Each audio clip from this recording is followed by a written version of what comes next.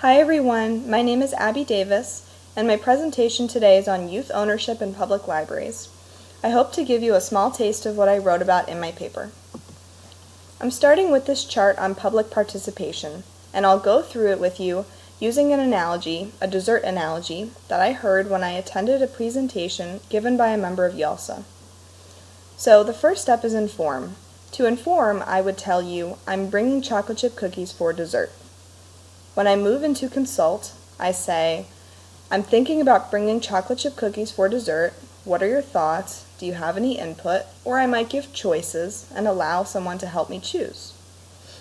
When I involve, I say, I'm bringing chocolate chip cookies for dessert. Do you want to help me? Help me make the cookies, buy the ingredients, something like that. When we move into collaboration, we're starting to see a more 50-50 division of labor. We're working on it together, deciding together, shopping together, and baking together. And by the time that we move into empowering another person, we give them the choice, and we allow them to make the decision. What do you want to bring for dessert? Allow them to choose, do the shopping, and execute the final product.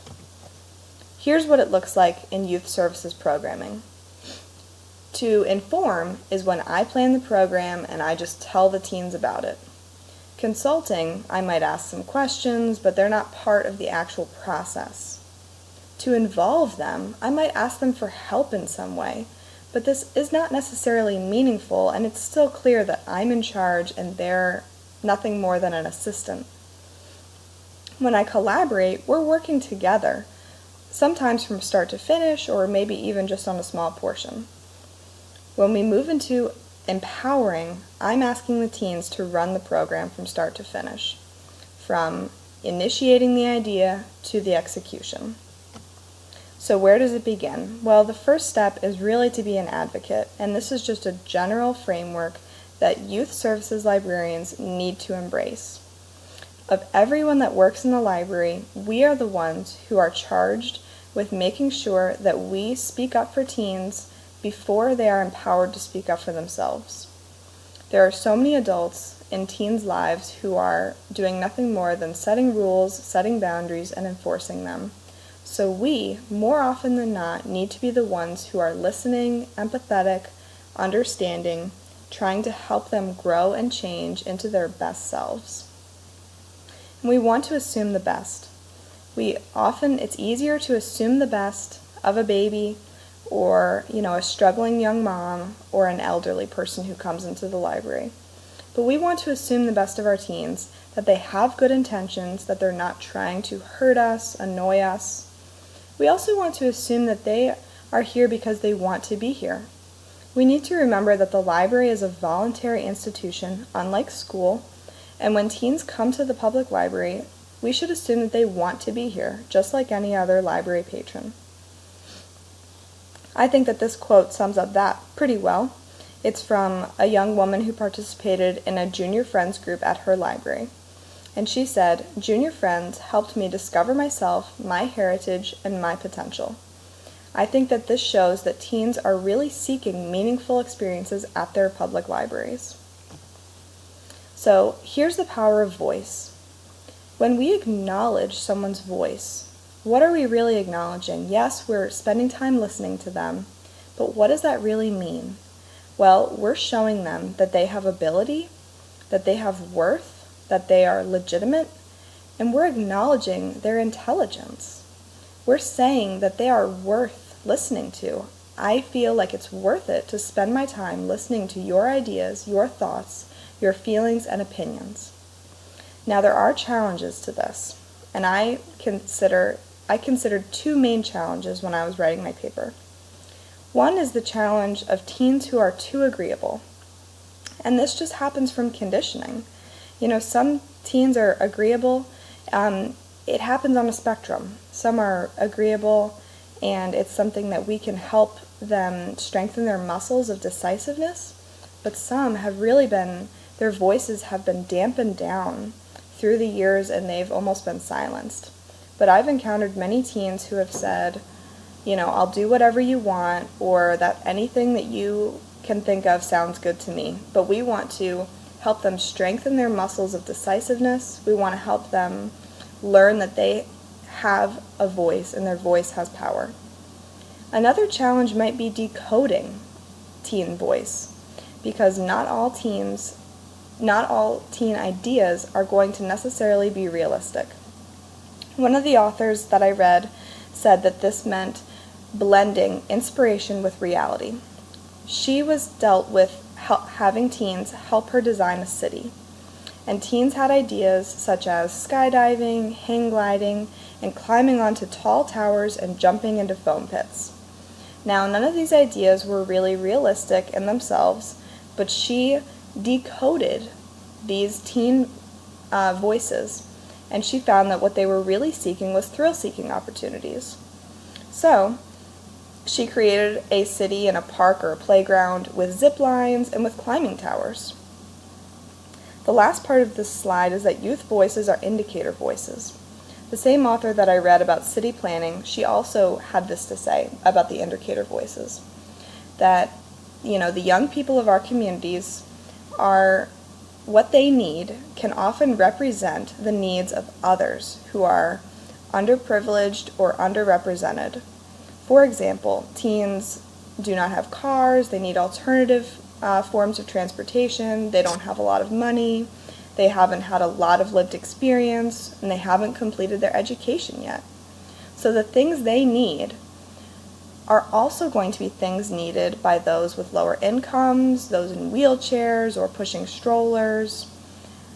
So when we do something that will help a teen, oftentimes it really will help other members of our community as well. Another really interesting part of my paper was examining who is an expert. Now, traditionally, librarians have been the gatekeepers of information. I know we've all talked about this and examined it in our classes. But teen ownership requires that teens and other community members be seen as experts. It's also important for them to see themselves as experts, even if they aren't experts according to the dictionary definition. For them to see themselves as an expert has a lot of power, because that is increasing pride in themselves and their own self-worth. And this is connected to the idea of connected learning, which requires teen interest, an opportunity, and relationship building. All three of those components have to be present. This was an interesting quote by one of the articles that I read, and it says, "The key to successful workshops was letting the teens choose what workshops we would hold. I thought getting donated toys and making Franken toys would be really enjoyable, but the kids were more interested in blogging and Minecraft."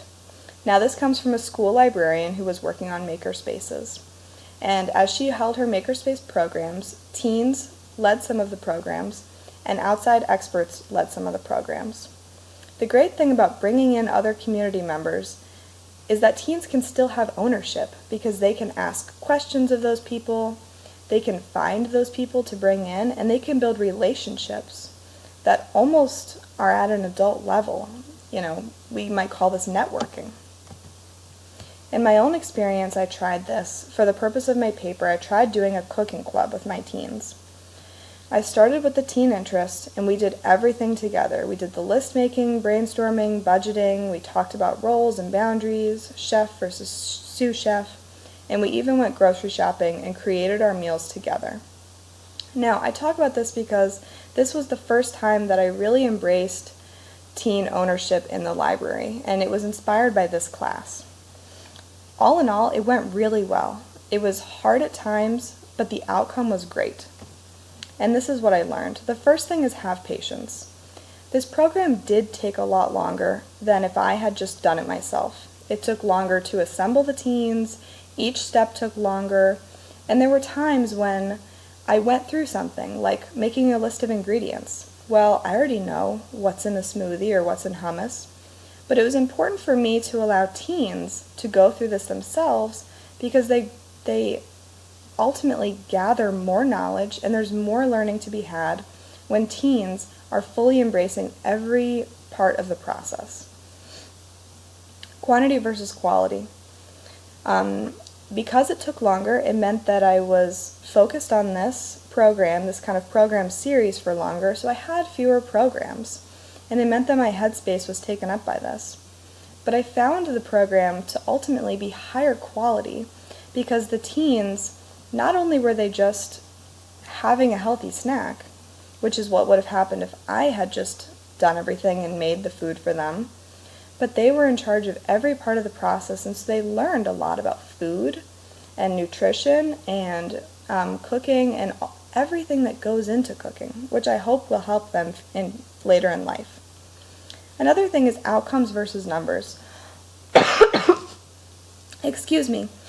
So this wasn't a huge group of teens, and I wasn't able to hold a lot of programs, so my numbers went down. I know as librarians we're really worked up about numbers. We want to have plenty of kids coming to our programs. But I want to leave you with the idea that we should stress outcomes.